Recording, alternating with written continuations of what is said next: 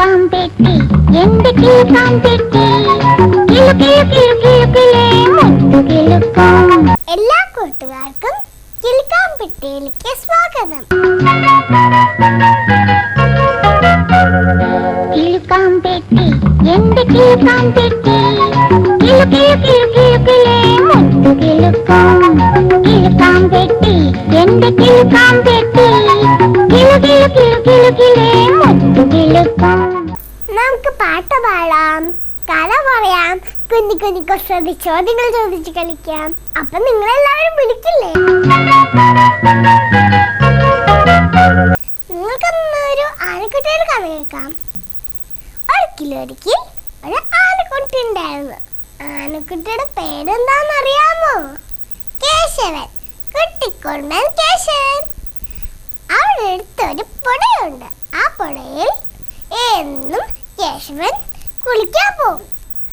അവിടെ എങ്ങനെ കുളിക്കണേന്ന് അറിയണ്ടേ? കുത്തി മറഞ്ഞ് തിരിഞ്ഞ് വെള്ളം ചീറ്റി ഇങ്ങനെ കളിച്ച് കുളിച്ചിങ്ങനെ വരും. അതിനു മുമ്പ് ഒരു കാര്യമുണ്ട്. എന്നും അവിടെ അടുത്തൊരു തയ്യൽക്കടയുണ്ട്. ആ തയ്യൽക്കട എത്തുമ്പോ നിൽക്കും കേശവൻ. എന്നിട്ട് ആ കുഞ്ഞു തുമ്പിക്കൈയിൽ ഇങ്ങനെ നീട്ടും. അപ്പൊ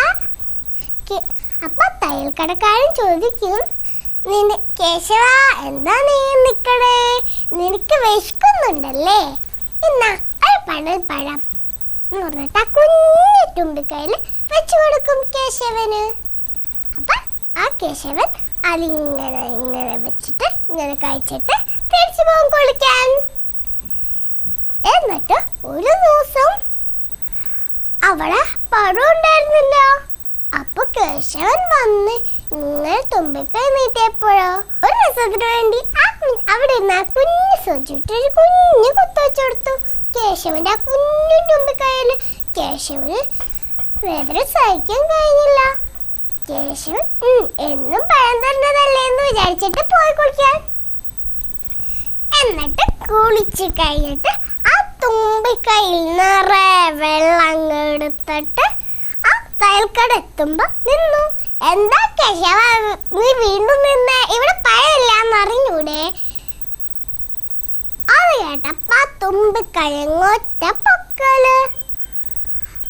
എന്നിട്ട് ഒറ്റ ചീറ്റിലങ്ങ് ആ തുമ്പിക്കൈ ആ തയ്യൽക്കടക്കാരൻ തലയിലും കണ്ണിലും മൂക്കിലും കയ്യിലും കാലിലും അവിടെ തയ്ച്ചോണ്ടിരുന്ന മിഷനിലും ഡ്രസ്സിലും തൂക്കിട്ടിരുന്ന ഡ്രസ്സിലും എല്ലാ സ്ഥലത്തുമായി. ഇപ്പൊ ഇതിന്റെ ഗുണപാഠം അറിയണ്ടേ? ഒരു മൃഗങ്ങളെ ഒഴിവാക്കാൻ പാടില്ല ആരും. അവർക്ക് ദേഷ്യം വരും. കൂട്ടുകാരെ, ഇതുപോലത്തെ കഥകൾ നിങ്ങൾക്ക് പറയുമെങ്കിൽ എന്നെ വിളിക്കുക. വിളിക്കേണ്ട നമ്പർ അറിയാം.